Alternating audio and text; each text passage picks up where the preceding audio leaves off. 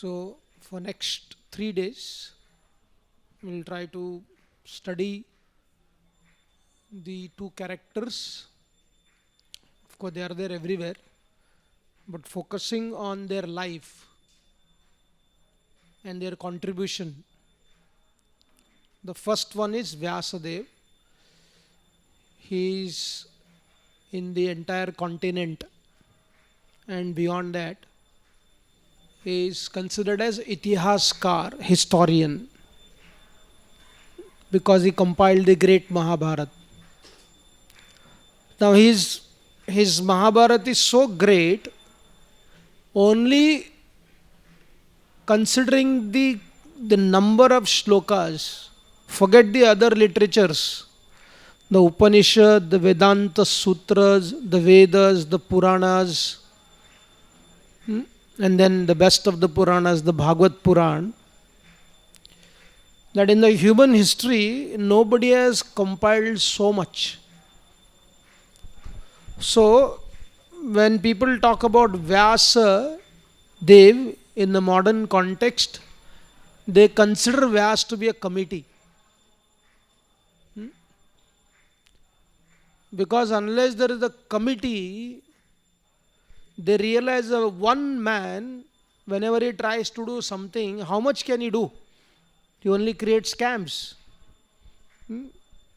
He falters in whatever he does because a single person has a limitation. So therefore, many people eventually they say, one person may not have compiled all these things, therefore Vyasa is a committee. And how do they come to this conclusion? To give this understanding, they also quote scriptures. But they give it a wrong understanding. In the Vishnu Puran, every yuga there is one Vyasa. That is there. So this is the 28th yuga of Brahmaji's. So therefore, Manus. So therefore they say, this person is part of many collective Vyasas. But they forget to understand Vyasaya Vishnu Rupaya. That Vyasadev is not ordinary. He is the literal incarnation of Supreme Personality of Godhead. And therefore compiling all this thing is not very difficult for him. When we forget the divinity of the personalities like Vyasadev, of course the Supreme Lord Krishna, when he appears in this world, the Bhagavad Gita explains when Krishna appears in the human form, avajananti mam muda, that the ordinary people seeing Krishna perform some activities which apparently look like ordinary, they consider that is mundane.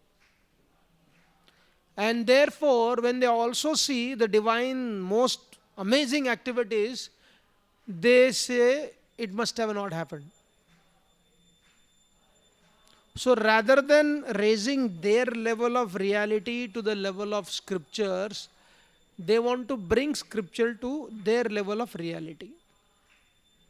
Therefore, seeing Vyasadeva from this perspective will certainly create so many mistakes. But anyway, Vyasadeva, his contribution is so much. Even when people are giving a talk in the ordinary bhashan, they invite Vyaspita or Yahweh. Right? We are calling them to Vyasapita. Whether it is the program of the theistic party और a non theistic party और a Buddhist party. Buddha पीठ ऐसा नहीं है, अभी बनाया होगा उन्होंने, but it is Vyasapita only. Or in the South India we call Vedike Yalli Barabeku. One should come to Vedike. So we see there are so many words which are so deeply rooted in the Vedic concept, which is coming from Vyasa, Vyasa Purnima. It doesn't matter which sampradaya you belong to. Vyasadeva is there. So there are hundreds of words in every language in India which is directly or indirectly connected to Vyasadeva. And what to speak of, when you directly get into the scriptures and you understand how much contribution he has. So where does such contribution come from? Such contribution comes from his connection.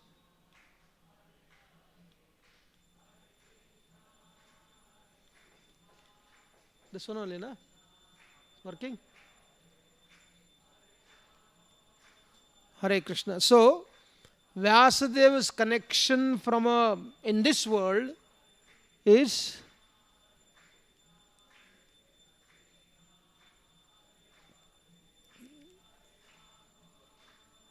Vyasadeva's connection we see, Vashishta was his great grandfather. And what was his contribution? He was a great Tyagi. We know the story of Vishwamitra Muni. Vishwamitra Muni, he was competing with Vashishta, caused so much of trouble to him. But Vashishta did not give up. He maintained the principle of non-violence. He maintained the principle of fighting him back, keeping the principle of non-violence, because he was fighting on behalf of Dharma. In that bargain, he lost his son Shakti. Shakti was basically killed by the instigation of Vishwamitra Muni.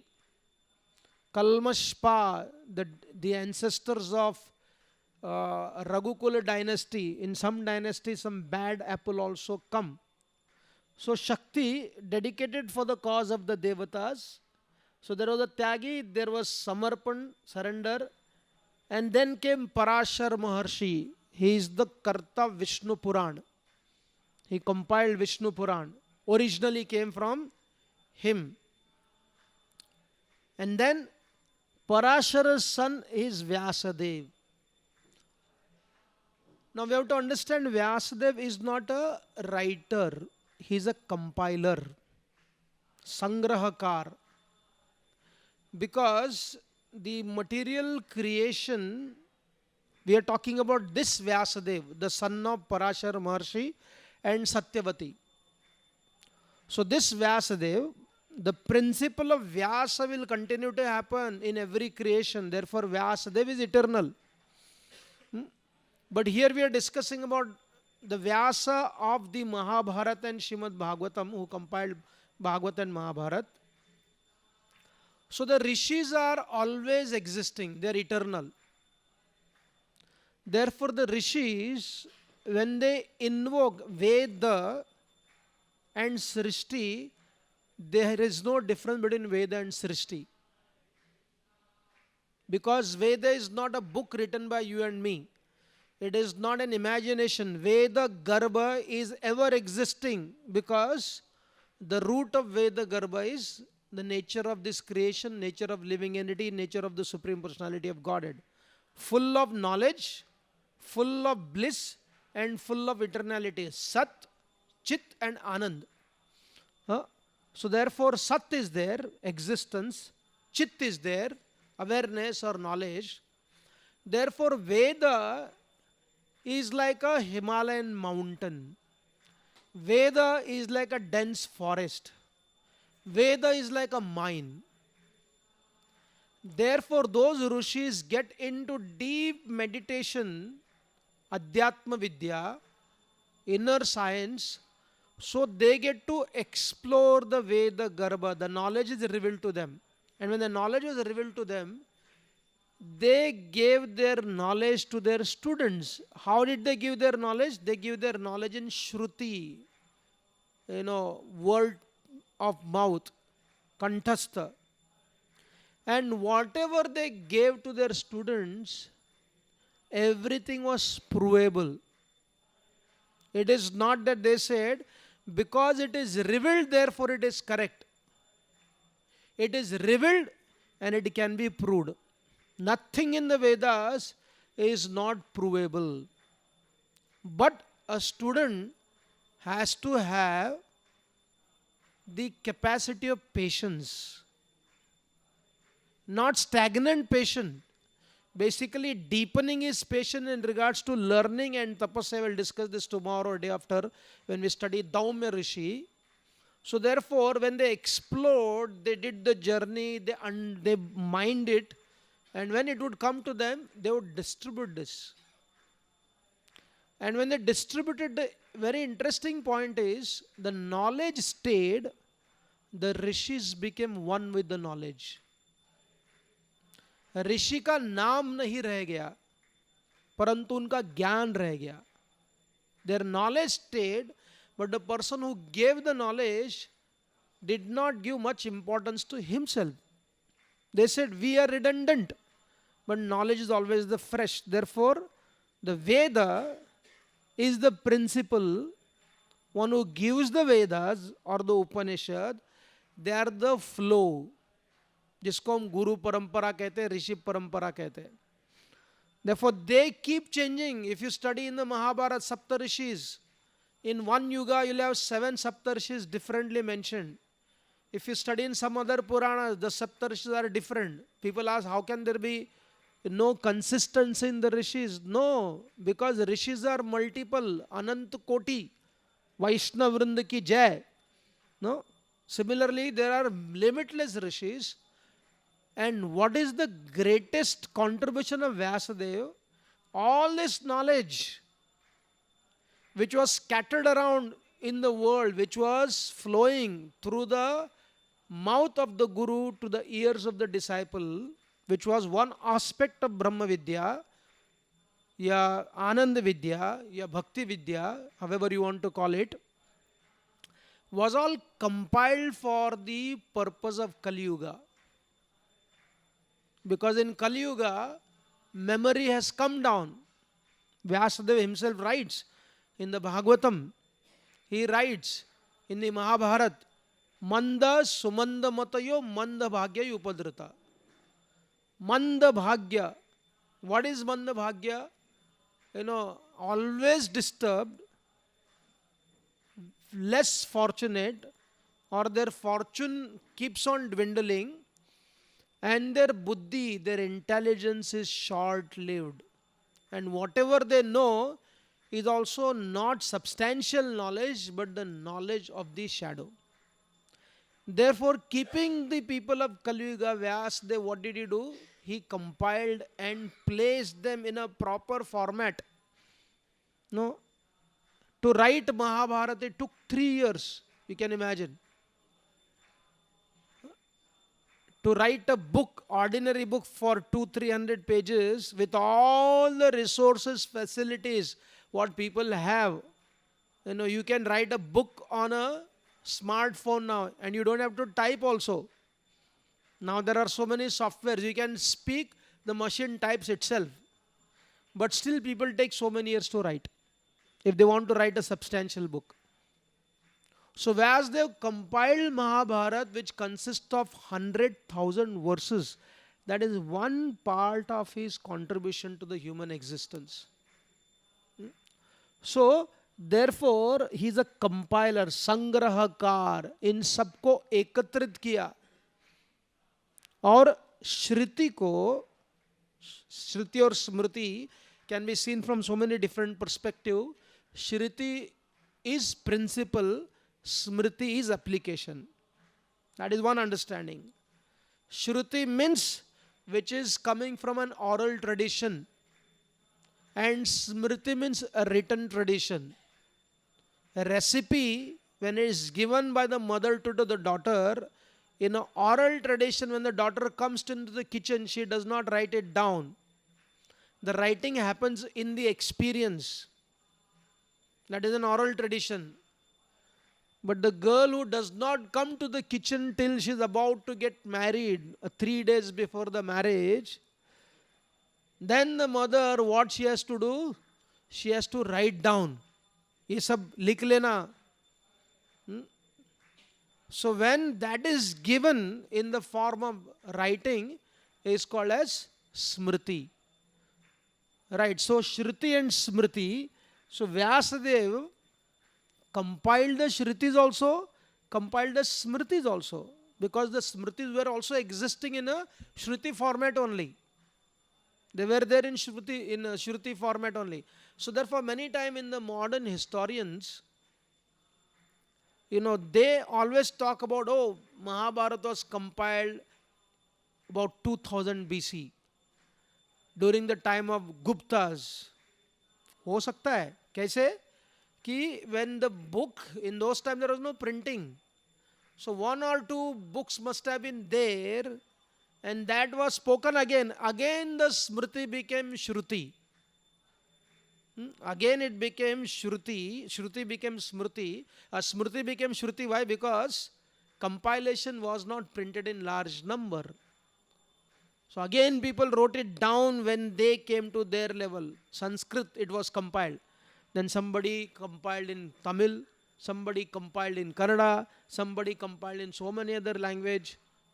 So Shruti and Smriti are very dynamic concepts.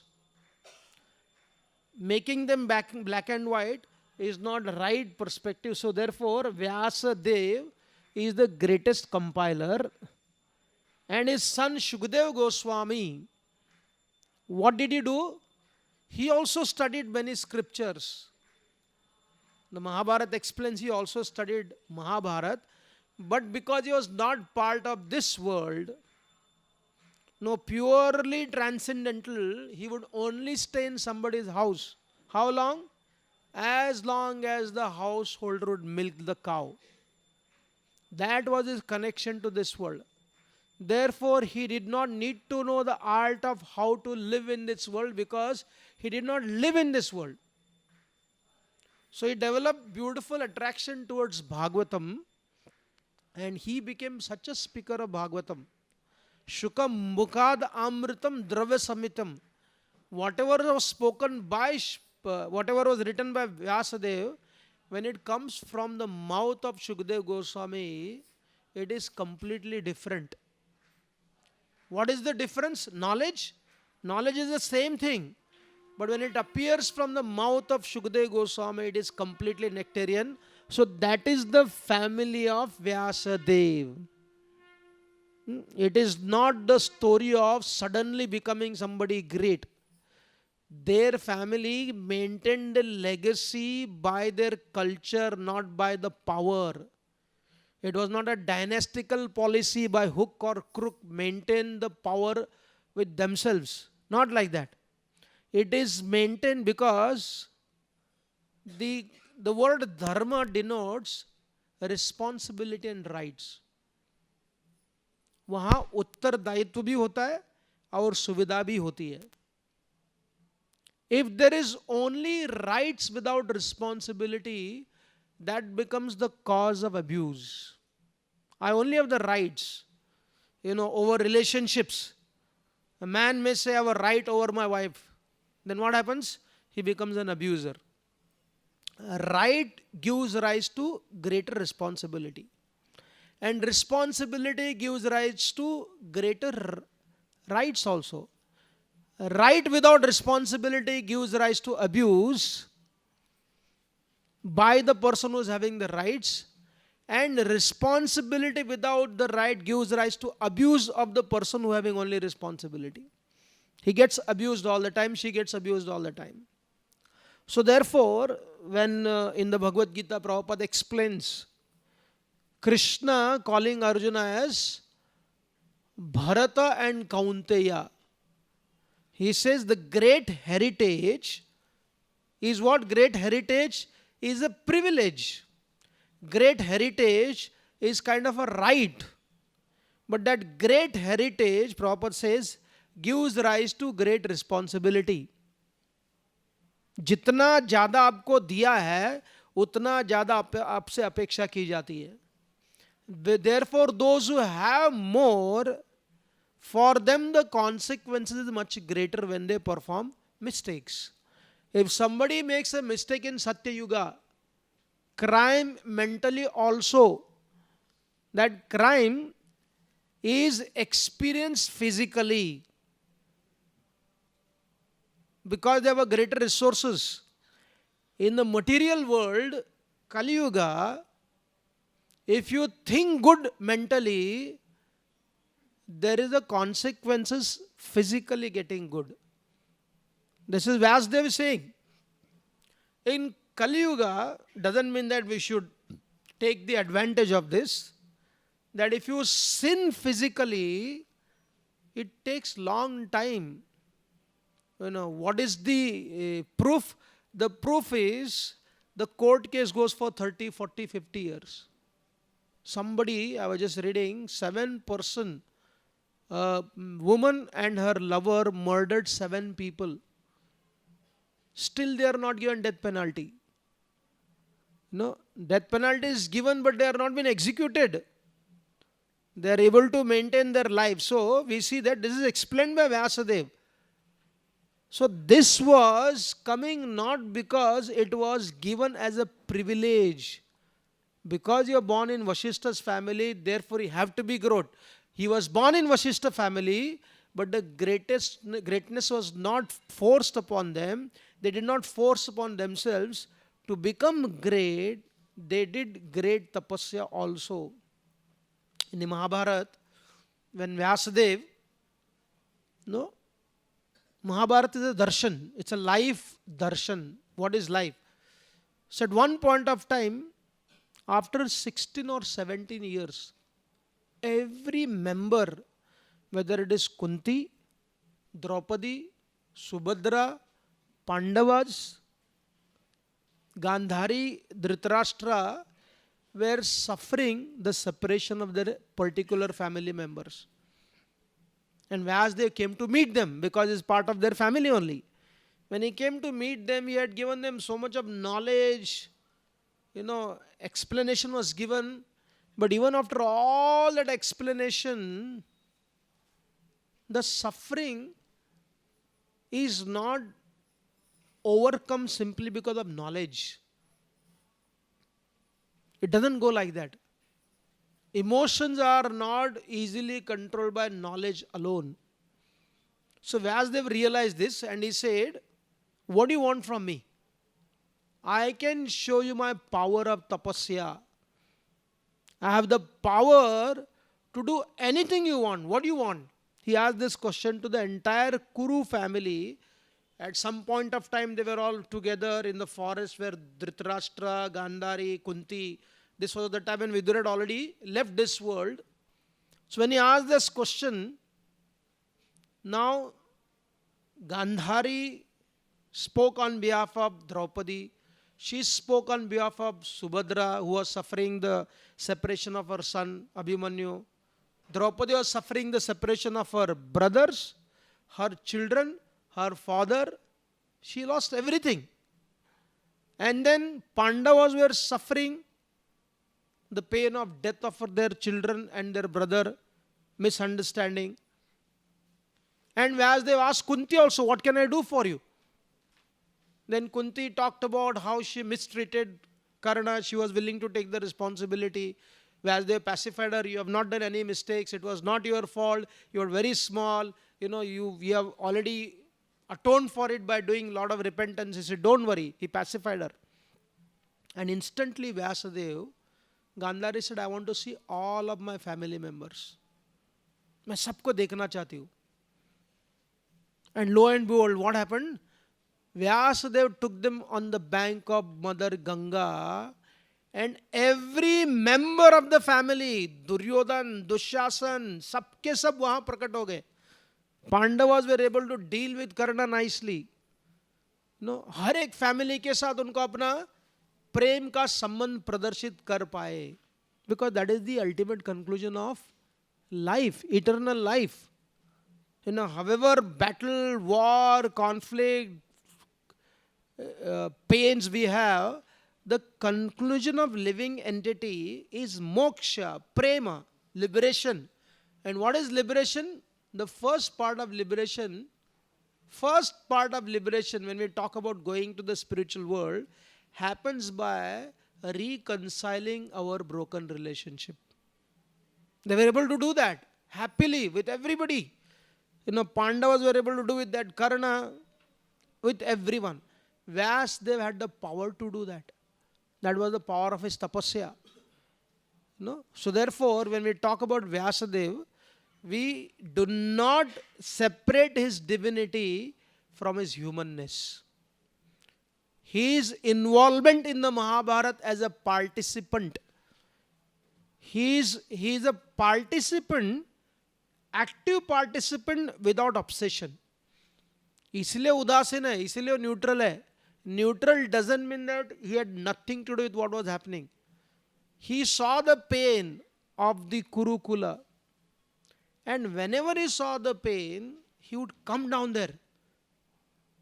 Like I'll go back to the last part of the Mahabharata. Now all the sons of Gandhari are killed. 100 sons are killed on the battlefield of Kurukshetra, and the Pandavas were supposed to visit her. And Gandhari was going through so much of pain, so much of pain. There was knowledge, she was dharmic, but there was lamentation. So dharma and lamentation, when they go against each other, and if the lamentation is greater than your understanding, then that gives rise to an outburst of helplessness. And that outburst of helplessness gives rise to anger. And she was about to curse the Pandavas. Now she is about to curse the Pandavas. When they come inside, Vyasadeva got to know in his meditation कि पुत्री गांधारी इस प्रकार से करने वाली है. And what do you think Vyasadeva does? Vyasadeva comes as an active participant. He comes running to Gandhari. वो केवल देख नहीं रहे थे, अनुभव कर रहे थे. जहां जहां wherever there was a possibility, he would come and communicate to the person who was making this big mistake. And what does he do? He comes and tells Gandhari, my dear Gandhari, why are you doing this? You remember when your son would come to you every day before the battle, what would he do? He would come and tell you, my dear mother, please bless me that I will be victorious in the war. And you would always tell him, my dear son, wherever there is dharma, victory belongs to them. Therefore, I cannot bless you of victory because I cannot have the power to bless you like that. जहां धर्म है वहां जीत होगी. और धर्म पांडवों के साथ में है. आपने ही बोला है उसको. You have spoken these words. Why is that you have changed now? Why are you doing this? Then Gandhari confesses, my dear Vyasadeva, what can I do? My pain, my separation from my children, and feeling that they are responsible for the death of my children, I was about to curse them, but I will not do like that. I will not do like that. So Vyasadeva is not simply a participant of a distant, like watching a movie. Only thing you can do is clap and cry. No, you can't get inside. When the Yuri or Uri, what is it? When you go and watch it, your tears are rolling, you are screaming, hyper-nationalism, however you want to call it. You can only express that in the theater. Beyond that, you are not a contributor. Unless you think, okay, I want to go and do something after watching the movie. So, but Vyasadeva is not like that. He is a contributor. But where does it all come from? From every personality in his family were great contributors. So his Janma is known to everybody. He was born in the middle of Jamuna island. Therefore he became Dvaipayana. He grew up instantly. Mahabharata does not talk about his education. Naturally, he is the personification of all education, literally incarnation. Parashar took Vyasa with him. He did not stay with his mother. Instantly went away. Came back whenever she wanted him to be there. Another good lesson. What is more important? Your son being with you and never coming back to you when you want him, or not being with you but there whenever you want him to be. That is what Gurukul education was. Gurukul education means in the time where you have to give all the love to your child, he is not there with you. From the age of 5 to 16. Just see how the logic has happened nowadays. The logic is people say this is the time children should stay with the parents. Afterwards, they will not stay anyway, they know. That's what they've continued. They're convinced about it, and their belief comes as a truth. But in the Shastra, what does it say?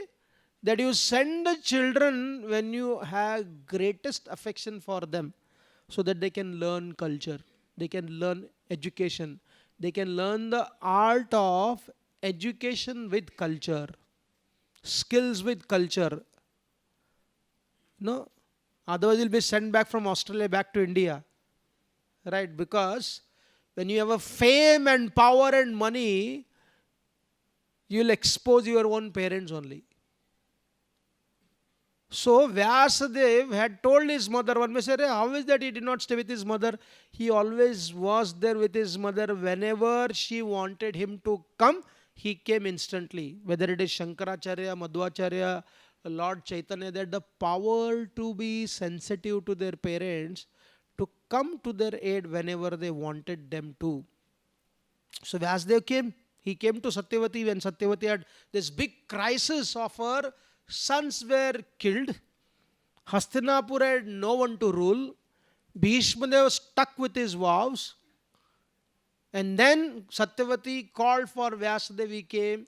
He gave her two sons, Dhritarashtra and Pandu, and he walked away.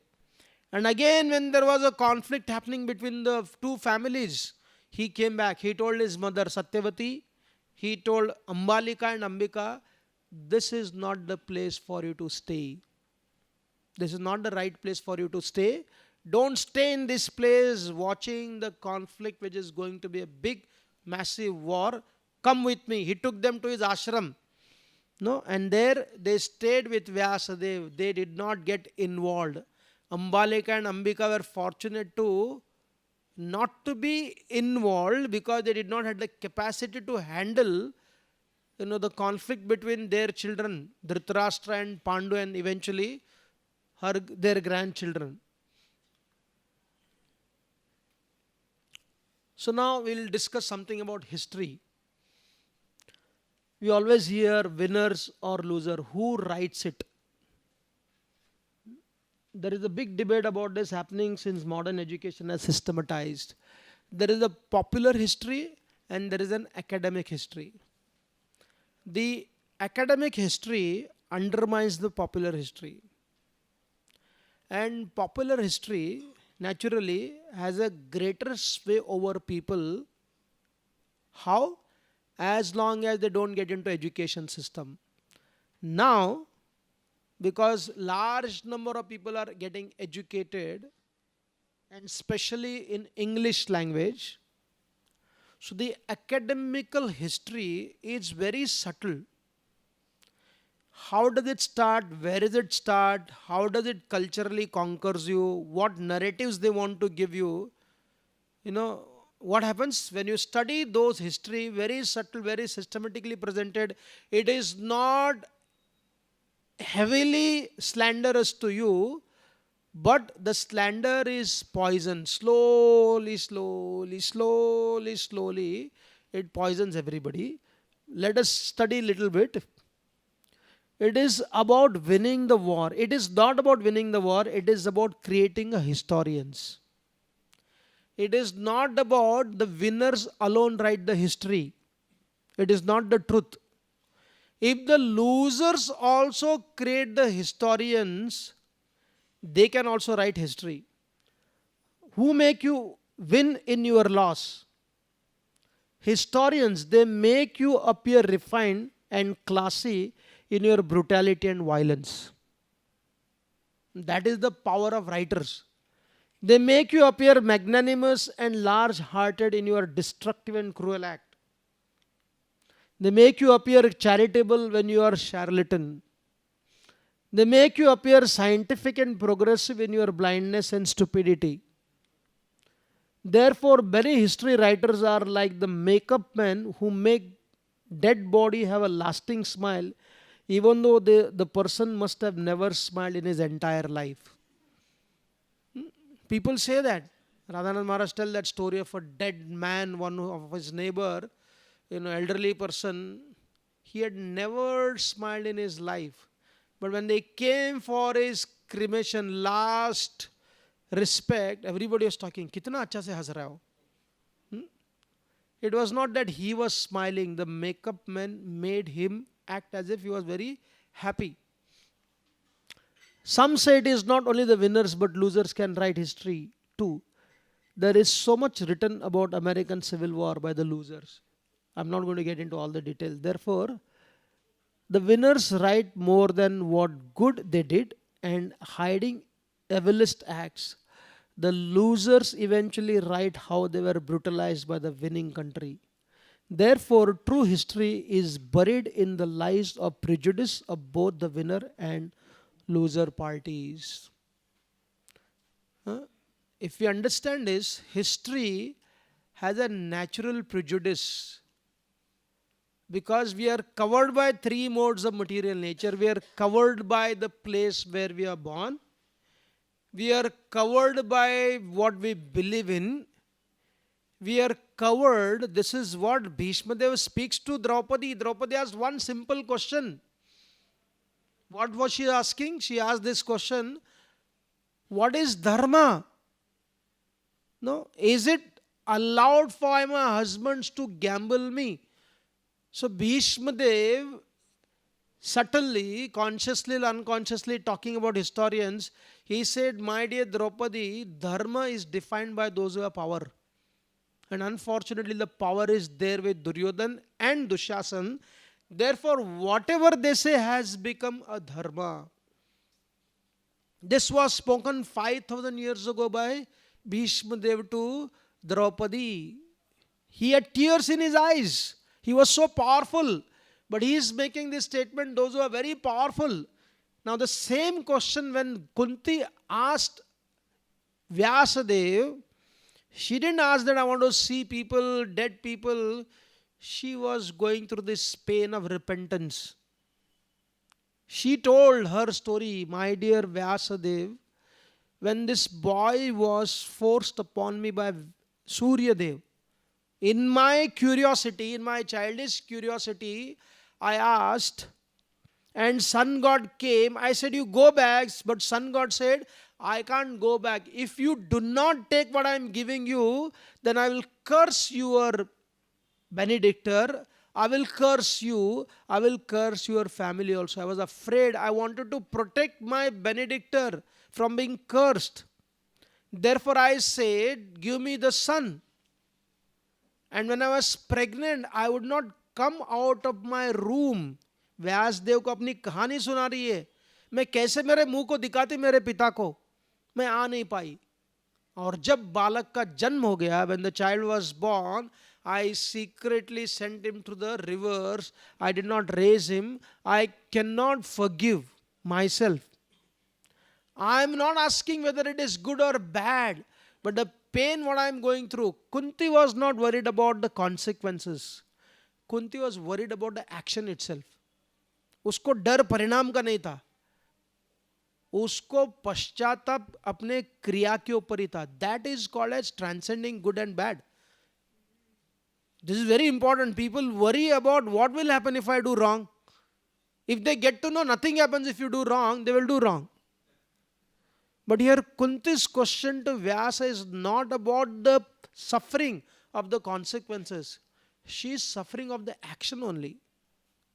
And seeing Kunti's repentance, Kunti's responsible behavior, Vyasadeva told Kunti, my dear Kunti, those who are very powerful, they do not do any sin. देखो, भीष्मदेव ने भी कहा था, यहाँ कुंती को व्यासदेव जी कह रहे हैं, but he is speaking from a completely different perspective. Vyasdev said, those who are powerful by their tapasya, those who are powerful by their repentance, those who are powerful because they are responsible, they have the power to digest anything. Don't take it so seriously.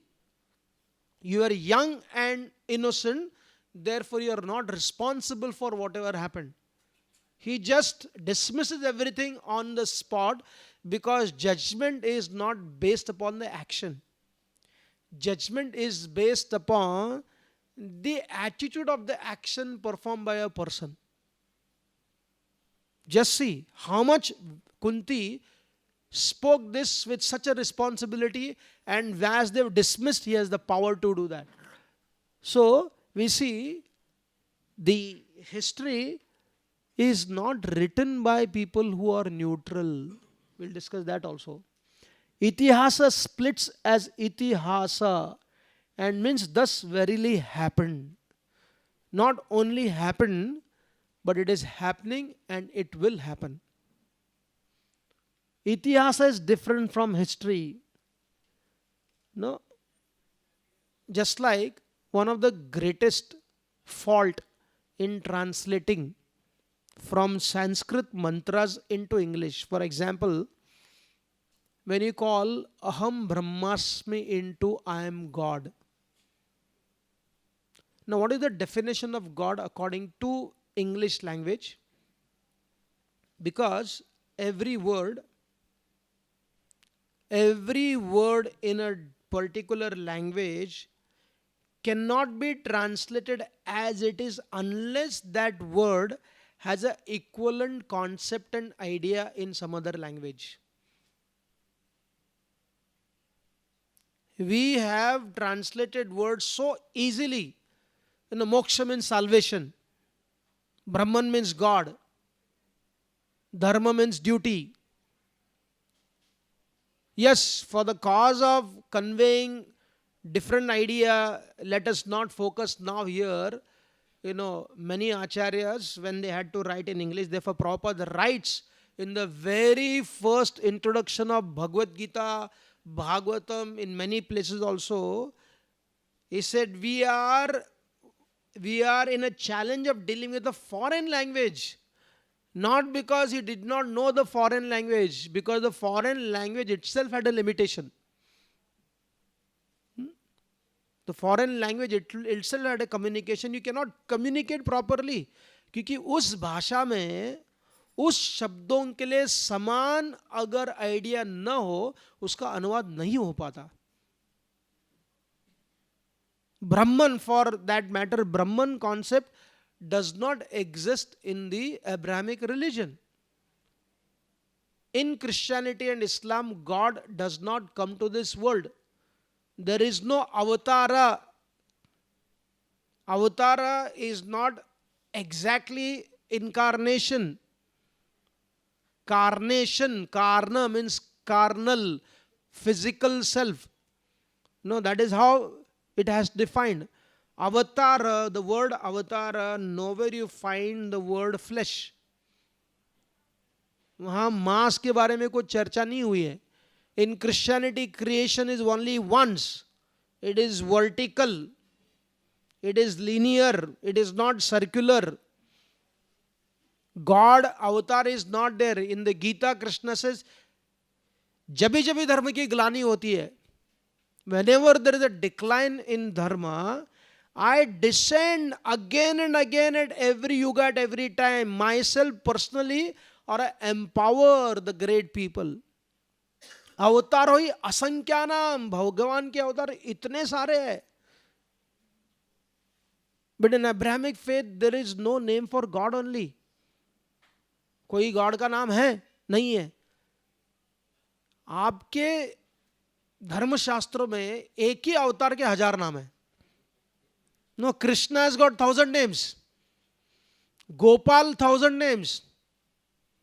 And there is Ram's 1000 names. Lord Chaitanya's 1000 names. Radha Sahasranam. सूर्य के 108 नाम हैं. No? And what do they indicate? They indicate same personality having limitless activities. एक व्यक्ति के 1000 नाम है और हजारों ऐसे अवतार है. इसलिए Krishna told Arjuna, what can I tell you? How much can I speak about my greatness? There is no limit to my greatness. मेरे महानता की कोई सीमा नहीं है. I am just telling you little bit because we only 40 minutes because you have to do your duty of fighting. Therefore, whenever you say something which is most wonderful, spark of my splendor, yad yad vibhuti mat sattvam, जहां कभी भी कहीं भी आप अपने विभूति को देखते हो, समझ लेना कि वो मेरा ही अंश है. तो ऐसे कैसे अनुवाद कर सकते हैं? So when Brahman, when we say Aham Brahmasmi, I have the right to say Aham Brahmasmi. And Krishna also can say Aham Brahmasmi. When I say Aham Brahmasmi, I am not wrong. When Krishna says Aham Brahmasmi, he is not wrong. Because I am not Krishna and Krishna is not me. लेकिन जैसे अहम ब्रह्मास्मि को मैं अनुवाद करता हूं कि मैं गॉड हूं, मैं डॉग बन जाता हूं. From every perspective, it becomes wrong. क्योंकि मैं God नहीं हूं. God is not even synonymous to Bhagavan. इसलिए when we translate the word for the sake of utility principle, at least one should understand. We are not going to, when you go and preach to somebody, you're not going to get into all the technical details of translating the words. But at least the person who is speaking should know very clearly, I'm communicating very small aspect of what I want to present. So therefore, itihas and history are two different things. History is written by those people having a pure prejudice. Sometimes people say, Arey, just even though he's an American, he has written against America. There is a prejudice. What is the prejudice? I don't like my own country. Therefore, he has to find faults about his own country. It is not neutral. It is not fair. उसको लिखने के लिए कहां से तो उसके मन में कड़वापना होना चाहिए. Therefore, he is writing. It is very rare to write a neutral history, because to write a neutral history, you have to be tattvadarshi. You have to come from the Rishi Parampara. If you do not come from the Rishi Parampara, you cannot write itihas. You can write history, and history is always boring subject because it lacks the truth.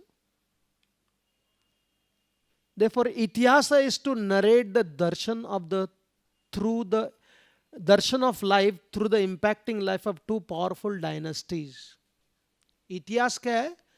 इतिहास talks about जीवन दर्शना, life as it is, not life it has to be. And what is history? History is to create the narrative based upon facts. We have discussed this many times. Facts are not synonymous to impact. Facts are not synonymous to impact. Facts have nothing to do with our transformation. They are compilation of, to say there is a stone here, that is a fact. That is not itihas. इससे कोई परिवर्तन आने वाला नहीं है. Valmiki, Maharshi and Vyasa and other rishis create impact. Other historians create facts, some real and other fabricated. Fact होगा 1857 में हुआ, लेकिन कैसे हुआ, उसके पीछे साइकोलॉजी क्या था, उसके पीछे क्या मानसिकता थी, that they cannot explain to us. Without itihas, you never understand life in totality. Jivan darshan is the purpose of Valmiki and Vyasa. The purpose of Valmiki Maharshi and Vyasadev is not to simply present a bundle of facts. And the person who is studying them, he is trying to look. What is he trying to look there? He is trying to look there. How much is the truth in this? How much is the fact in this? And how much is not factual in this? Therefore, most writers, the modern historians, they take such a mundane approach in trying to understand history, and they forget the life lesson. I think we discussed about Kalidas and Vyas. We will do one time Kalidas of Vyasa and Kalidas of Shakuntala. Indians, though, if you are older generation, they know, or if you're studying literature, then you understand Kalidas, Abhinav Shakuntala, Raghuamsha. One of our devotees planning to do his PhD, so they gave him 2 chapters from Raghuamsha because he's trying to do management and scriptures. They said you have to study on Raghuamsha, 2 chapters, you have to appear for that exam. Kalidas, Raghuamsha. And then if you want to study poetry, literature, they will ask you to study Abhinava Shakuntala. Now what is Shakuntala, which is spoken by Kalidas, and what is Shakuntala narrated by Vyasadeva? Kalidas's Shakuntala, he creates based upon his feelings and emotions. अपने पात्र को बनाते हो. But Vyasadeva does not create Shakuntala. He narrates Shakuntala. And why does he narrate Shakuntala? It is not simply a factual story. Shakuntala represents certain principles of life. To communicate those principles of life, he is taking that character of Shakuntala. So, whether Shakuntala is true, which is presented by Vyasadeva, or is it a fiction story created by Vyasa? Certainly, if you see, from Vyasadeva's perspective, Shakuntala is a character. But the point what we are making is here, whether Vyasadeva is creating a story or is narrating the story does not matter. Please try to understand. Don't get stuck in trying to prove that this is actually history. No, we are not talking about history, we are talking about Itihas. Our interest is not proving the character. Our interest is proving the characteristics. हमें व्यक्ति से महत्व है, but more than the व्यक्ति, our interest is व्यक्तित्व. We are here not to simply become a repository of information, but we want to be object of transformation.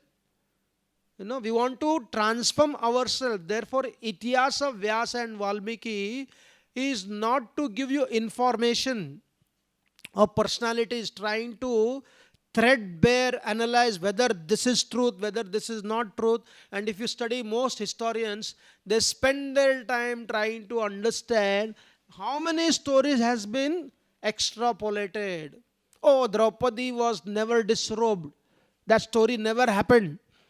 Because in the Mahabharata in so many places that story is not mentioned. Therefore, at some point of time, the Vaishnavas extrapolated this story to prove the greatness of Krishna. Otherwise, this story does not exist. They are trying to make, there was a research in the Oriental Institute in Pune. This was established many, many years ago. And what was their research? Again, they were influenced by the Western methodology. Blindness को विज्ञान के रूप में मान लिया था. We discussed that. And they started working on a big project of separating all the fictional verses of Mahabharata from the factual verses.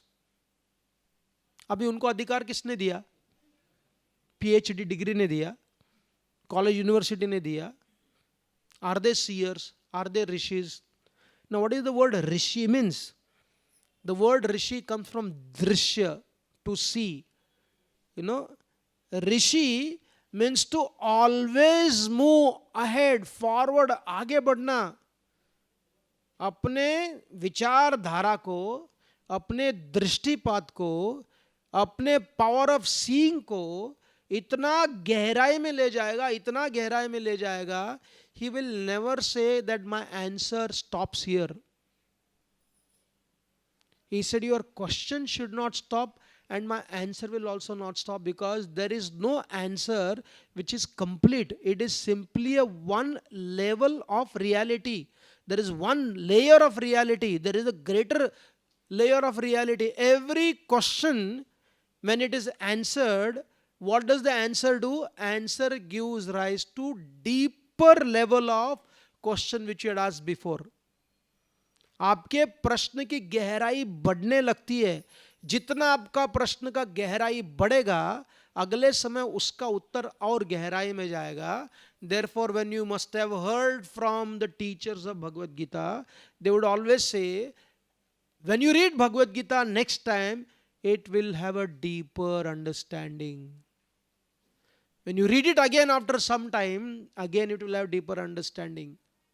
When you are about to live this world, and if you get Bhagavad Gita in your hand and you get to understand, you will say, my God, I never read this only. It is completely fresh and new.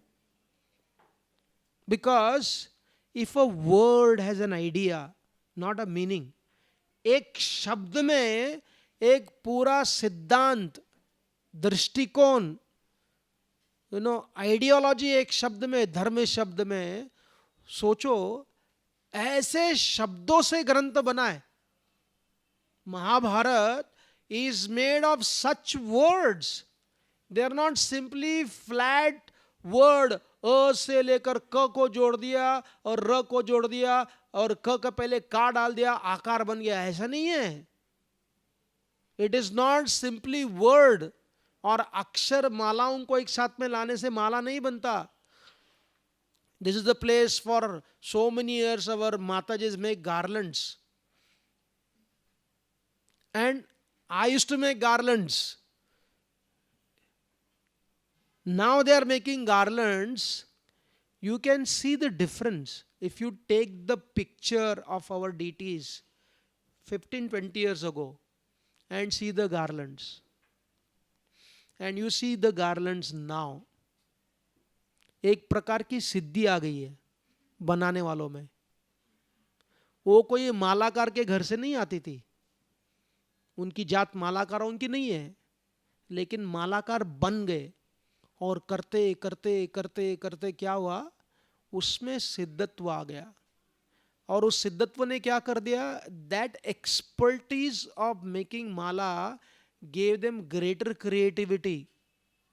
And that greater creativity created a fascinating combination of malas. You can see that. Focus on those malas and you will see. Seamlessly, आसानी से इतने अच्छे माला बन जाते हैं. और आपने सोचा मैं भी बनाऊंगा. आप माला नहीं बनाओगे. You will not become फूल का माला. आप फूल बन जाओगे, बना नहीं पाओगे. Now this is simply a garland. Simply a garland. Not a simply a garland, fascinating garland. Just imagine compiling the entire Mahabharata. It's a garland of verses. Compiling Bhagavad, compiling Puranas, compiling Upanishads. एक माला 20 साल आपके सामने. You can see this personally. It is an observational science. प्रत्यक्ष प्रमाण है. Take the same recipe from your mother. She has cooked for 40 years and you are cooking it first time. She has given you exact recipe. I guarantee there is a world of difference in the taste. खुद खा नहीं पाओगी, जबरदस्ती करना पड़ेगा. माँ जैसे बनाए, माँ जैसे बनाए. अपने आप को हट में करना पड़ेगा. मेरा बेटा होशियार है, मेरा बेटा होशियार नहीं. हाय पप्पू, हाँ? अपने आप को आपको जबरदस्ती करना पड़ेगा.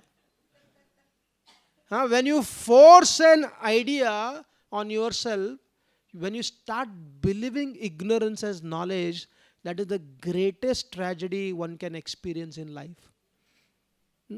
इसलिए जब काल के साथ हस्तक्षेप करते हुए, when we try to impose perfection by breaking the law of time factor, hoping that I can make the same garland what they have made, is nothing but blatant arrogance and foolishness. तो कैसे वाल्मीकि और व्यास, वाल्मीकि महर्षि perform तपस्या for 60,000 years. Comparatively, somebody said, oh, it will take 20 years to learn such kind of garland. Of course, they did not. When they started making garland, there was no such idea कि 20 साल के बाद मेरा अच्छा बन जाएगा. The idea was, I want to serve. ऐसे करते करते 20 साल बीत गए. Similarly, when you are speaking on Gita, only after, therefore, the scriptures explain by the grace of Guru. It doesn't stop there. Swadhyay doesn't stop there. God's grace doesn't stop there. Fear, your disposition of humility doesn't stop there. And the most important principle is time factor. परिपक्व बनने के लिए काल को भी आपको पकाना होगा. If you want to make a limbu, lemon pickle, however sincere you are, however intense you are, however fast you want to offer it to Krishna, Krishna says, beta, let it cook for whatever long you have to wait. Keep it, because I do not interfere into the time factor to make lemon pickle to become ripened, nice lemon tasty pickle in 1 hour. वो केवल जो पौराणिक movie जो NTR के movie में बनते थे ना, फटाफट मूवी में बन जाता है, ऐसे शास्त्र में भी नहीं. किधर पता नहीं कहाँ से लेकर आ गए इस प्रकार का. फटाफट लड्डू बन गया प्रहलाद के इसमें खाने में, वो जेल में डाला है उसको, सारे देवीगण लड्डू बना रहे. ऐसा किधर भी नहीं लिखा है. For the Pandavas to take over the kingdom of Hastinapur, how long it took? 80 years. And who was there with them? Krishna was there. Vyasa was there. Narad Muni was there. Kunti was there. She is the personification of success. Kunti is called as the personification of success. वो थी. वायुदेव, इंद्र, अश्विनी कुमार, ये सब होने पर भी 80 साल लगे. और लोगों को परिवर्तन 2 साल में होना चाहिए. सब कुछ तुरंत हो जाना चाहिए. शादी हो गया, परफेक्ट रिलेशनशिप होना चाहिए. अरे आजकल बच्चे पैदा नहीं होते. आज पुत्रदा एकादशी है. पुत्रदा एकादशी मीन्स अभी लेट हो गया, खत्म होने का है Ekadashi. somebody was telling me, Putrada Ekadashi के दिन अगर आप उपवास करोगे तो जिसको पुत्र नहीं है उनको पुत्र होगा. अभी अगले साल तक वेट करना पड़ेगा. So just see, Vyasa and Valmiki, they are giving the Jivan Darshan. And जिस जीवन दर्शन को देने के लिए, to give this जीवन दर्शन, how much years they spend, how much they spend, उसकी कोई सीमा थी, उसकी कोई सीमा नहीं थी.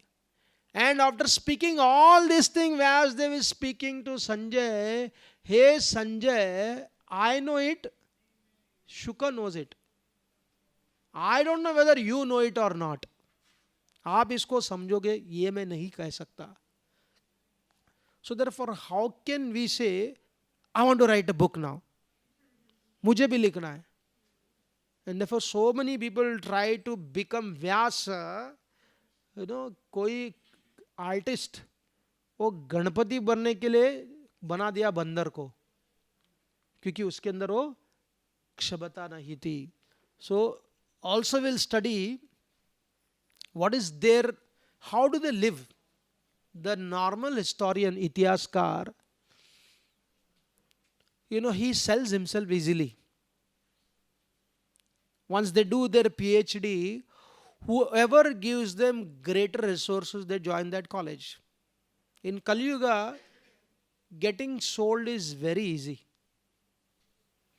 Because we have a small lifespan, we want to be famous as early as possible. We want to contribute as fast as possible. And then there is a philosophy also helping us to do that some point of time. Arey, just do it, it will happen. God is there, grateful. God is great. You are a devotee. Devotee kuch bhi kar sakta hai. We use the verse of Prabhupada saying that, oh no, devotees should try for rhinoceros only. But he's talking about devotees. He's talking about devotees. If I claim that I'm a devotee, then rhinoceros ne चूहा भी नहीं मार पाएंगे, भाग जाएंगे उधर से. So, to kill the rhino, you have to have that qualification.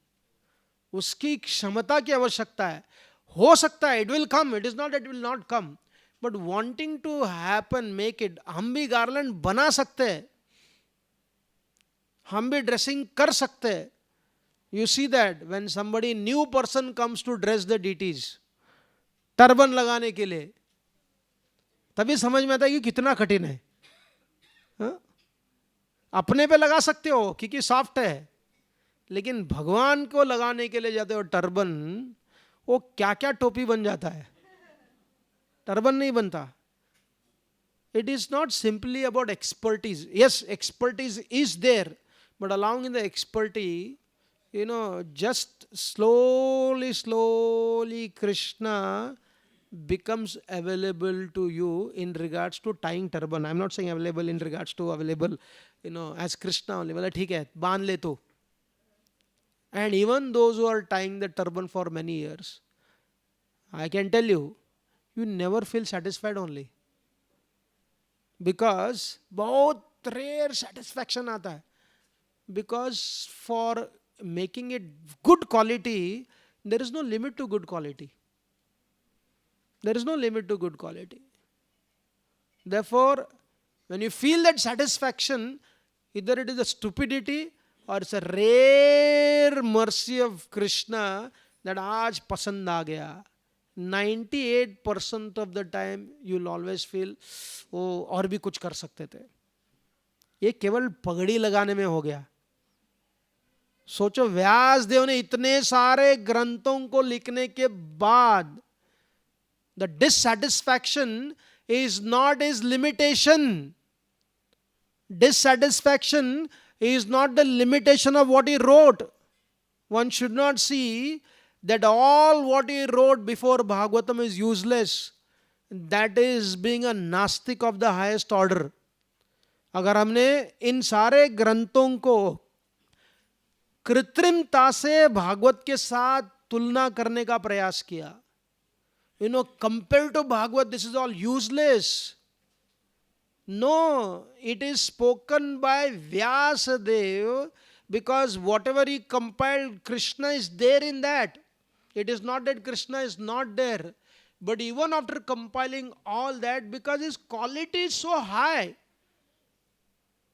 अपने आप को उन्होंने जो पैरामीटर बना के रखा था इतना ऊंचा था, therefore there arose dissatisfaction. And his guru had to come, Narad Muni. And Narad Muni told, no, this is what you have to do. आपको भागवतम लिखना है. It's a circular logic. It will continue. Vyas Dev को कभी भी समाधान नहीं होगा, क्योंकि कैसे हो सकता है? क्योंकि जिसके बारे में लिख रहे हैं, जिस तत्व के बारे में लिख रहे हैं, जिस कॉन्सेप्ट के बारे में लिख रहे हैं, उसकी कोई सीमा ही नहीं. There is no limit to that concept. However much you write, you never feel I am completely satisfied. एक कथाकार, एक वैष्णव कथाकार बता रहे थे, he was telling, after hearing Hari कथा, you feel that I am completely satisfied, that is a death for you. After कथा समाप्त होने के उपरांत, you should go with dissatisfaction. अरे ये खत्म हो गया कि मुझे पूरा यहाँ ग्रीड दिखाओ. जैसे एक स्टॉक मार्केट वाला, एक धंधा वाला, उसको पूछो समाधान हो गया, वो फिलोसोफर जाकर उसको पूछेगा, are you satisfied earning 50? You should be satisfied. तेरा बाप का क्या जाता है, तू तो फिलोसोफर है. No, a philosopher is satisfied by talking about having less money. And he will explain in so many different ways why should I have a less money, and he will feel dissatisfied that I need to explain more nicely. उसको grid है, उसको मैं गहराई में बताओ. लेकिन जिसको सुना रहे वैश्य है, He's a businessman and is actively involved in the business. We can ask Bansidhar Prabhu, will they be satisfied earning 10,000 crore, 20,000 crore, 30,000 crore? जितना ज़्यादा कमाते उतना ज़्यादा काम करते हैं, बराबर ना? Ask Mukesh Ambani how much work he does and makes others also work hard. And उनके नीचे harder, तो ऐसे जाएगा वो harder, hardest, and then ऐसे करते करते उसकी सीमा रुकती नहीं है. Now that is one kind of dissatisfaction. But here Vyasadev's dissatisfaction is of the transcendental nature. Therefore, itihas, what is it? Purana, what is it? It is always remains. Purana is शब्द का अर्थ ही यही है. The word Purana means always remains fresh. Itihas means which always gives us the fresh flowing, the darshan of life. जीवन के दर्शन को अपने सामने fresh करते हैं. And therefore, Vyasa and Valmiki, their first qualification is that they are not sponsored by anyone. उनको लिखने के लिए किसी ने भी उनको स्पॉन्सर नहीं किया है. Very interesting. Bhiksha, the concept of Bhiksha. Why there was such a clarity that those who were in the path of Rishi Parampara, they chose to consciously beg and live. Because if you take the sponsor from one person, you are forced to follow and become their servant. It is not exception to the rule. It is the rule. The rule is if one person sponsors, within no time you invoke their energy into your life. Therefore, a Brahmana or a Rishi would never work for anybody. जितना स्वतंत्र रहेंगे उतना स्वाभिमानी रहेंगे. जितना स्वतंत्र रहेंगे उतना अंदर जाएंगे ऋषि परंपरा को प्राप्त करने के लिए. और जितना अंदर जाएंगे उतना तत्व को बाहर प्रकट करेंगे. Therefore, if you see Vyasa and Valmiki Maharshi, they were not purchased by anybody. Nobody gave them the salary. उसके कारण स्वतंत्र थे, but that independence was not based upon arrogance. It was not based upon arrogance. There was great humility also.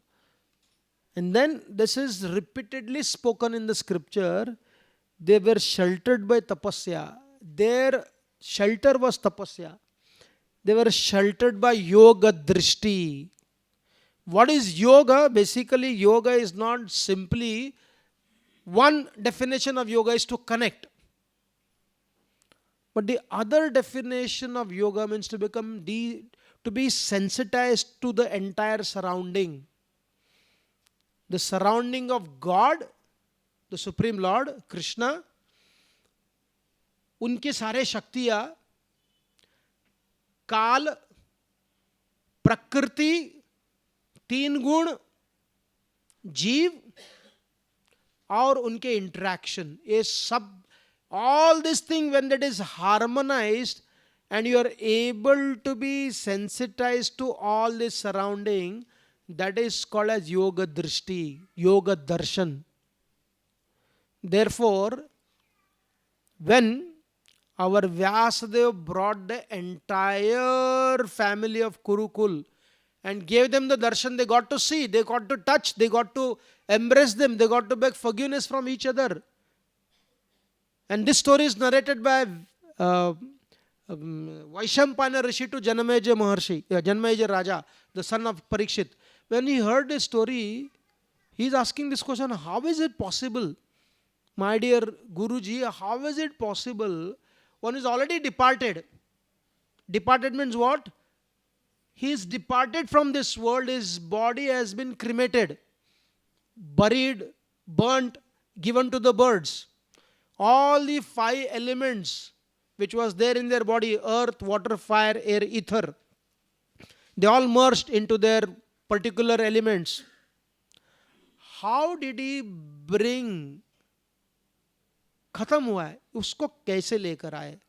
Scientific प्रश्न है, story mystical है, fantastic story है, but the प्रश्न is very practical. I said, how is it possible?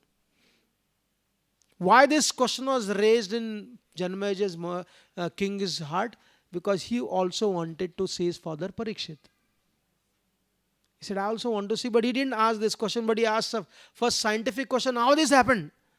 And what an answer Janmejaya Maharshi gives, Vaishampayan Rishi gives. He says, elements do not get destroyed. उनका नाश नहीं होता, उनका वियोग होता है.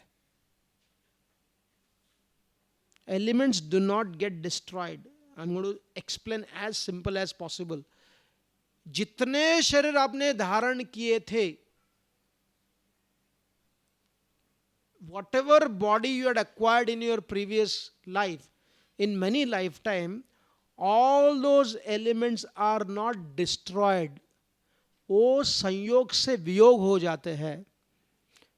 If somebody has the yoga shakti, what can they do? Wherever, whichever part of those elements have become योग to somebody else, संयोग का वियोग, संयोग और दूसरों के लिए हो गया, वहां से उस एनर्जी को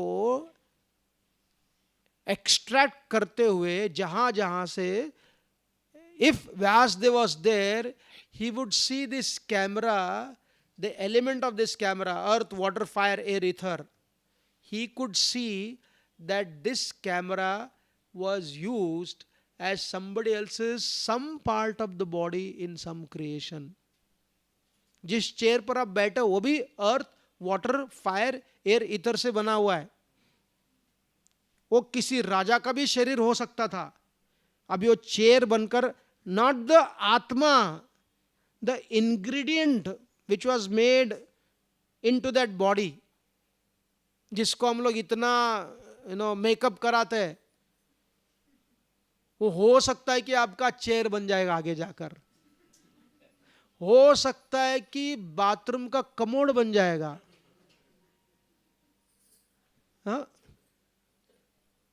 Just see, he said that is possible. Means one who has the power of yoga, अध्यात्म योग, वो प्रकृति के कहां से भी जहां भी हो, उन सारे एलिमेंट को एक साथ में लाकर आपके सामने प्रस्तुत कर सकता है. This is not simply a fiction. It is not simply an imposition on your mind. It is not is trying to create इंद्रजाल. एक्चुअली उन्होंने बनाकर उनको, क्योंकि नहीं तो उनको कैसे वो हक कैसे कर सकते थे, उनके साथ बात कैसे कर सकते थे, उनके साथ चर्चा कैसे कर सकते थे? How was it possible? When he heard this scientific method, then Janamejaya said, I also want to see Parikshit. And by the grace of Vyasadev, again Vyasadev comes and he gives him not the darshan alone, rather आदान प्रदान का संबंध भी कराते हैं. It is not like watching a television, the old recorded. It's a separated energy. हाँ, screen अर्थ, water, air, fire का है, लेकिन वो आपका शरीर का नहीं हो सकता. और किसी के लिए बनाया गया था, अभी वो स्क्रीन बन गया है. ऐसा हो सकता है. No, therefore this is, they are sheltered by tapasya, they are sheltered bye योग. अगर ये सब कुछ कर सकते व्यास देव जी ने किया उसको, he showed it for him to compile 100,000 verse of the Mahabharata. It's not only the verses, it is not compiling 100,000 verses. तुम कुछ भी कचरा लिख सकते हो, no, एक बड़ा बुक बना सकते हो फिक्शन लिखकर, बट जहां जीवन का दर्शन है, ऐसा जीवन का दर्शन 1,00,000 श्लोक का ग्रंथ लिखना उनके लिए क्या बड़ी बात है. और जो इस दृष्टिकोण को नहीं रखता, those who do not keep such understanding, it is not surprising for them to say Vyasadeva means a committee. तो जब वो बोलते हैं हमें व्यासदेव के प्रति प्रेम और बढ़ना चाहिए. He is, when they say, is a part of a committee that makes us more convinced about the greatness of Vyasdev writing alone this entire range of Vedic literature. क्योंकि उनकी बुद्धि इस योग दृष्टिकोण को समझती नहीं है, समझना चाहते नहीं है, उसका अनुभव नहीं करना चाहते. Even if you practice little spirituality, you'll experience that. How doing something every day without fail, with some devotional feeling, has the power to give you perfection. Therefore, Prabhupada would say, if you attain 12 years or do every same thing every day for 12 years, he was talking about sadhana, you become a perfect person. ये हो सकता है. बोलने की भाषा बदल जाती है, उसका प्यूरिटी बदल जाता है, उसका टेस्ट बदल जाता है. Every aspect. Therefore, Krishna is saying, my dear Arjuna, where there is no wonder. When Subbalakshmi would sing, वो क्या कृष्ण की दिव्यत्व नहीं था उधर? When Bhimsen Joshi would do alap, was there no the miracle of God? When Zakir Hussain machine जैसे तबला बजाते हैं, however much you try for 10, 20, 30 years, not possible. अरे even cricket, which is not our game, but still, when Sachin Tendulkar would play, people say, wow, उसमें दिव्यत्व नहीं है. उसके कला में, wherever you see something most wonderful, Krishna is saying, Arjun, that is you should understand. Yadyad vibhuti mat sattvam, yumam pashyati sarvatra sarvam cha mayi pashyati. One who can see everything in me, and me and everything, he is never lost to me, and I am never lost to him. Therefore, यहाँ Valmiki and Vyasadev had the power. If we can at least understand the divinity, they are divine, and they are experiencing divine. Therefore, such sheltered people, when they combine the human aspect of life, and within that human, they speak about divinity also. Recently, somebody said, man may not be God, but there is God in the man. व्यक्ति भगवान नहीं हो सकता, लेकिन व्यक्ति के हृदय में भगवान निवास करते हैं. And where does he not go? Nobody comes with us. ये तो सब लोग जानते हैं. But somebody comes with us wherever we go. Very few people understand this. Therefore, Krishna is Paramatma. He comes to the hellish planet also. जीव के साथ में वो आते हैं.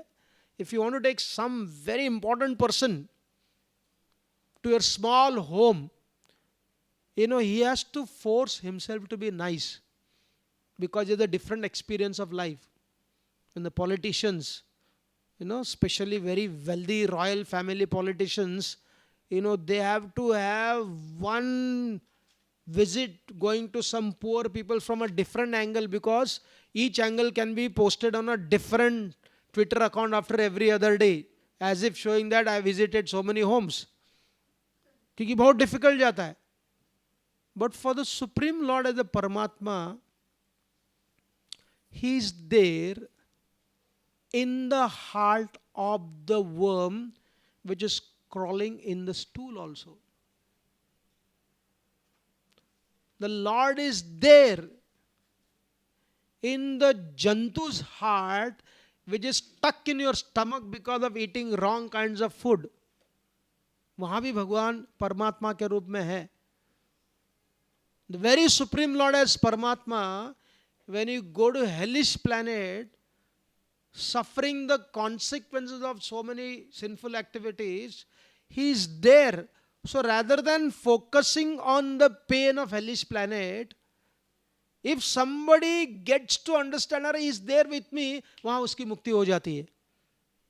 Therefore the scriptures say, suffering is not an eternal principle, it's a temporary principle. But Anand is an eternal principle. अपने सोच को बदलने से अपना व्यक्तित्व, अपना सब कुछ बदल जाता है, because it's always so close by. Therefore Prabhupada said once, he said being in the spiritual world is simply changing our consciousness. So sheltered by yoga, sheltered by dharma. Vyasadeva, why is he a historian of the highest order? इतिहासकार ऐसे महान इतिहासकार क्यों है? महान इतिहासकार इसलिए है, he is such a great इतिहासकार because repeatedly he talks about dharma. Dharma means he is not centered around himself. It is not centered around his relationships. In this world we see that sometime when we see two parties are fighting and one party becomes so illogical based upon what? Because their loyalty to people instead of dharma. So Vyasa and Valmiki Maharshi, when Valmiki Maharshi brings Mother Sita to Naimisharanya for the last yajna which Lord Ram performed along with Sita when she was living in this world. The Naimisharanya mein hua tha. It did not happen in Ayodhya. And eventually when Mother Sita had to be brought, proving her credibility, Valmiki Maharshi has the courage and guts to tell Lord Ram. He said, my dear Ramchandra, मेरे मुख से कभी झूठ नहीं निकला है. मैं सत्य का वचन लेकर बोल रहा हूं कि सीता शुद्ध है, लव कुश आपके पुत्र है. And I take this vow in the name of my dynasty, my kula, my परिवार. अपने परिवार की वो चर्चा करते हैं और तुम सीता को स्वीकार करना है. Valmiki Maharshi was able to take, see, for someone जिसको सत्य के महिमा को समझते हैं, वो किसी के लिए व्रत नहीं लेंगे unless it is satya. Today only one devotee was telling, very interesting point. He said, when you have 10 rupees what you have earned, and on top of that somebody has given you 90 rupees which you have not earned. Another interesting point, he said, your qualification is acquiring the position of 10%. आपका position है 10% का जो आपने earn किया है. But somebody imposes a power in you without the qualification. However much you try, you can only be satisfied what you have actually earned. What you have not earned, you try to protect it, maintain it, fight for it. Why? Because it does not belong to you. Therefore, whenever you find that somebody is going to take away that from you, you fight for that which does not belong to you. लेकिन जो आपका है उसके लिए आप युद्ध नहीं करते हो क्योंकि आपके साथ में वो होता है. तो व्यास and Valmiki Maharshi, they have nothing acquired which is artificial. They don't have to prove to anybody. किसी को प्रूव करने की आवश्यकता नहीं होती है क्योंकि उनको खोने का कोई डर ही नहीं है. They have no fear of losing anything. When you fear of losing anything, when it does not belong to you. जो बाह्यकारी वस्तु है उसको हम खोते हैं. Therefore, when Vyasadeva left his home, Satyavati cried, no doubt, but she knew that he is there with me. उसको पुकारना है. आपका बच्चा घर में होता है, पुकारो उसको, आता नहीं, मम्मी मैं खेल रहा हूं. आपके नहीं, आपके यंगर जनरेशन के, there in a small house of 1,000 square feet, very clearly visible, you can see them, you are screaming, shouting, but they don't come. They ask them, कहाँ हो? पढ़ाई कर रहा हूं, लेकिन वो पब में बैठा रहता है. No, the son is not there with the mother. Mother is not there. Why? Because the connection is only maintained through the external self. अगर अंदर का सेल्फ होता, I remember there was a boy here, a Gurukuli boy. He came from a very good family. And I asked his father, how is that you sent your son like this? So they said, the day when we will feel that he will do something wrong, that is the day our son will do wrong. इतना conviction हमारे में है कि वो गड़बड़ नहीं करेगा, ऐसे संस्कार हमने उसको दिया हुआ है. When Mataji came, Gaurang Prabhu's mother, first time, she was standing here only with, Prabhuji also, Gaurang Prabhu's father. They came, very interesting, asking, what did we do wrong that our son has joined the temple?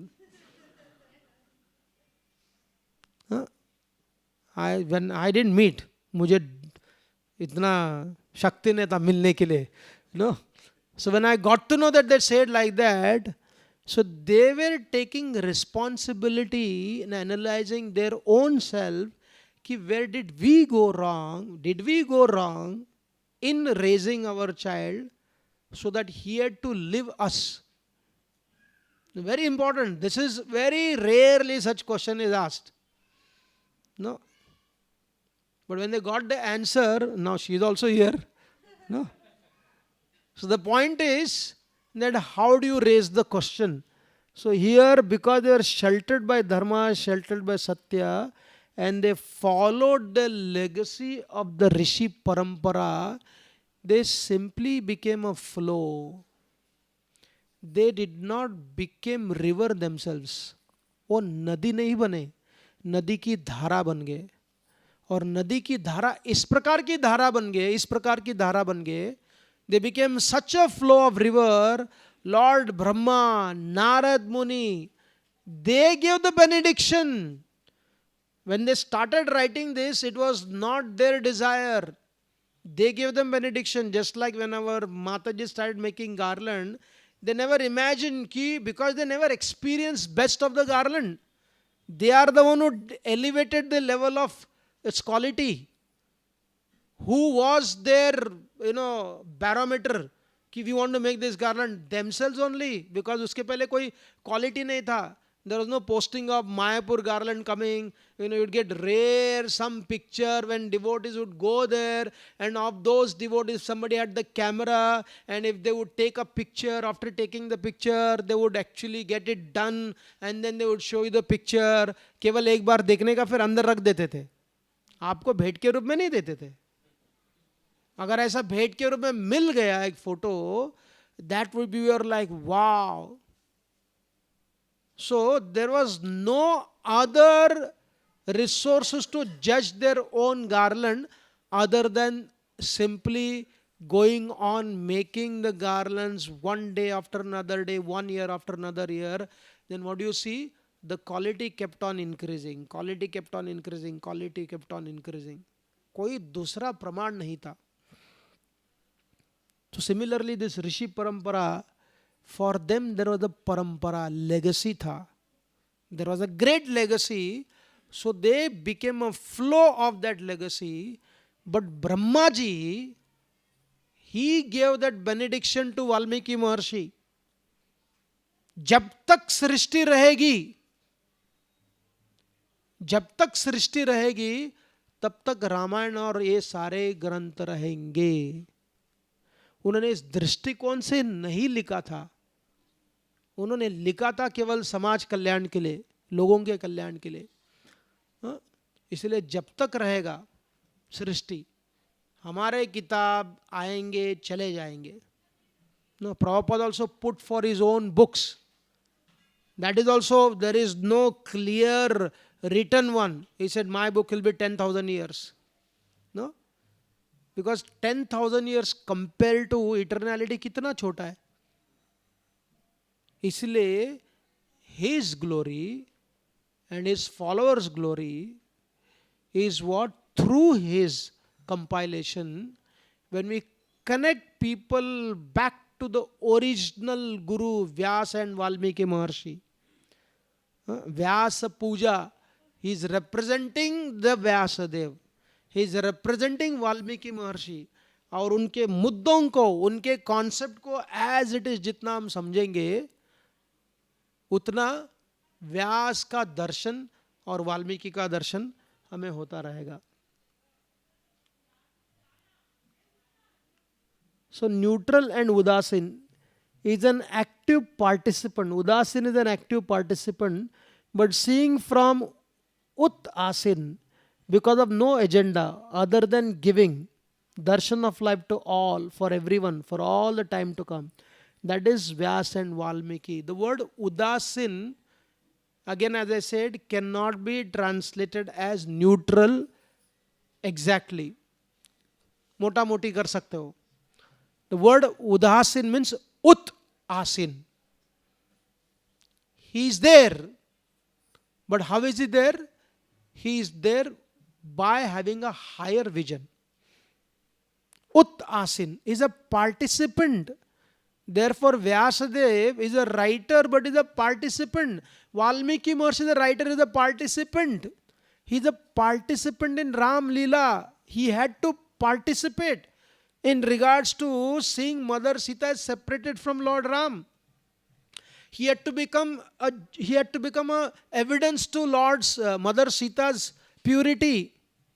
Before that, he had to invite them to come to his place, to stay. Valmiki Maharshi was there. He was an actual active participant. But what kind of participant? Concern was there. उनका हृदय था, लेकिन obsession नहीं था, आसक्ति नहीं थी. So that is Valmiki and Vyasa. Neutral is the person who always lean towards the powerful. When you see a lot of patriotic movies coming, why? Based upon which government is ruling. A simple principle hai. Does not flatter them but unconsciously adore them. The neutral party, they remain neutral. Their philosophy is simple. Do not take anybody's side, because every side keeps changing. They do not have the courage to take sides. Do not stand for the oppressed. Gives them philosophy of inner life. Very interesting concept. A rishi stands by you. Like Vyasdev came running to Kunti saying, Gandhari, don't do this. It is not correct what you are planning to do. When the battle was going on between Arjuna and Ashwathama, Ashwathama wanted to strike down the entire family of the Pandavas. He killed all the 5 sons of Pandavas. And then he eventually released the Brahmastra. And when he released the Brahmastra, because he feared Arjuna, and Krishna told Arjuna, release Brahmastra. When Arjuna invoked Brahmastra, Narad Muni and Vyasdev came there. When Narad Muni and Vyasdev came, seeing them, both offered their obeisances. Narad Muni and Vyasdev told Arjuna, you can't do this. If this Brahmastra collides with this Brahmastra, there will be drought for 12 years. There will be 12 years of drought. There will be nothing will grow.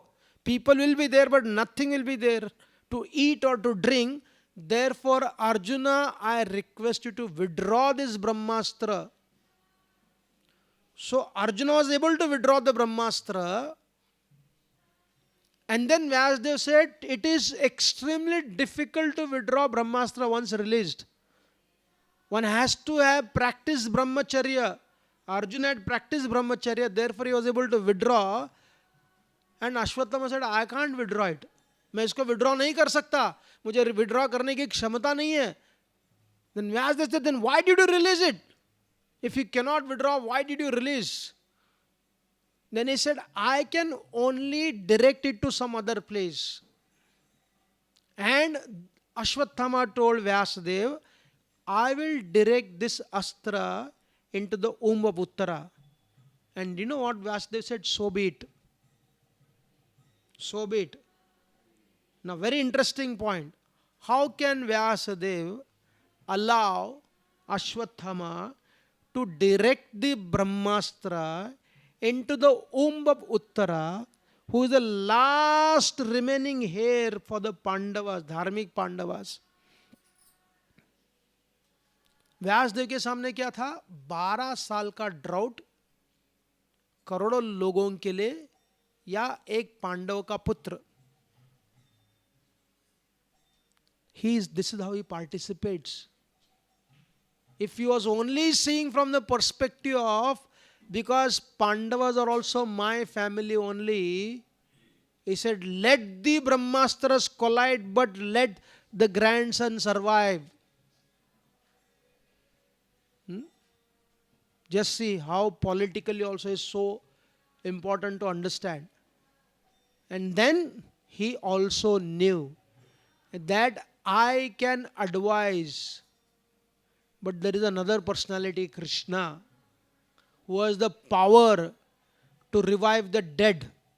अगर भगवान को लगे कि परीक्षित जीवित रहना चाहिए, and there itself, I think Uttara के बारे में बताया जाता है that when Uttara was about to give birth, many years ago one Brahmana had told her that your family where you will go, means after marriage, everybody will become Parikshit, सबके सब मारे जाएंगे.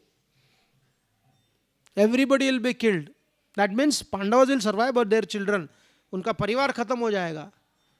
बट उस परीक्षण को बचाने के लिए तेरे खोक से एक पुत्र आएगा, वो परीक्षित रहेगा. उस परीक्षण होने वाले कुल को परीक्षित कर देगा, उसको बचाएगा. Vyasdev knows everything, but at the same time, if you see from a human perspective, as a participant, he is willing to allow Ashwathama to release the Brahmastra in the womb of Uttara. After he is saying that to Vyasadev, I am going to target, I am going to direct that weapon into the womb of Uttara, he said, so be it. And the weapon was directed. This is how he is coming there, and he is not a neutral party, he is a participant. And how does he participate? He participates based upon where there is highest good. By saving Parikshit is the highest good, or by withdrawing that astra is the highest good. Highest good withdrawing means Parikshit will be killed. If you don't withdraw, Parikshit will survive. But there will be such a drought, very few minuscule number of people, like that French queen had told. When they told her, Madam, there is nothing to eat, people have no bread to eat, she said, eat cake. उन्होंने कहा cake खाने के लिए कहा था. Therefore, such a Vyasadev, he is not simply a neutral observer waiting and watching which party becomes very strong, I lean towards them. No, he is actively participating, giving instruction to both Pandavas and the Kauravas whenever required, and giving them proper understanding of life. Therefore, he is Udasin. On the other hand, the neutral party means the neutral party will always consciously, unconsciously support the powerful, whether dharmika or not does not matter, and give philosophy to the weak instead of justice. So therefore we see this very much in the history books. Those who were oppressors repeatedly for many years, they end up getting the tag of magnanimous, peaceful people.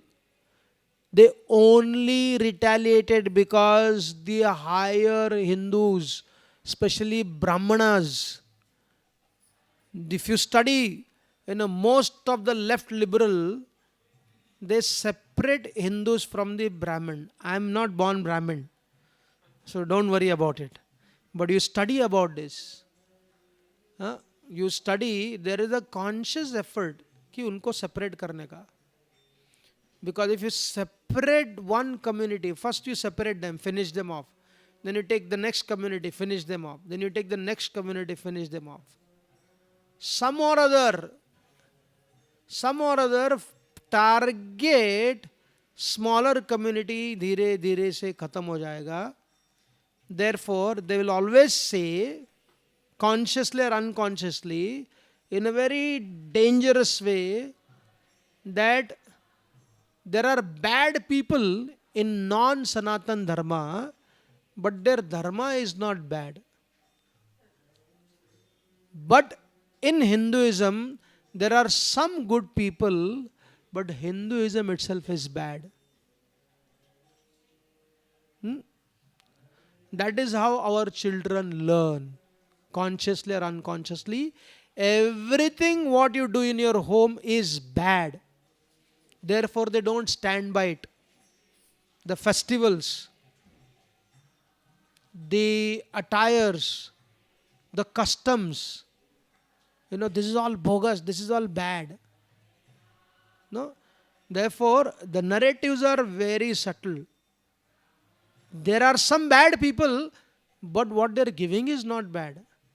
But there are some good people here, but what they're giving originally is bad. So Vyasadeva and Valmiki Maharshi are our original warriors. What kind of warriors? शास्त्र warriors. हमें दृष्टि देते हैं, हमें दर्शन देते हैं.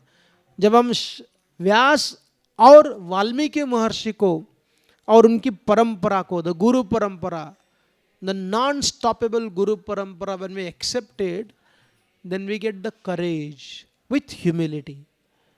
We get the confidence minus arrogance. We get the right understanding with applying it properly.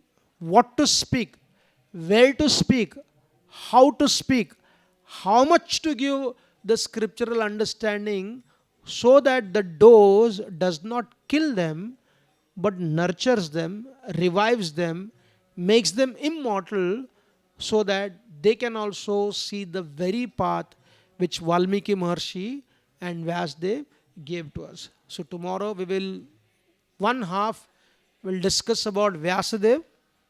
If it does not get over, we will continue. And then we will also study the character of Dhaumya Maharshi. Thank you very much. Hare Krishna.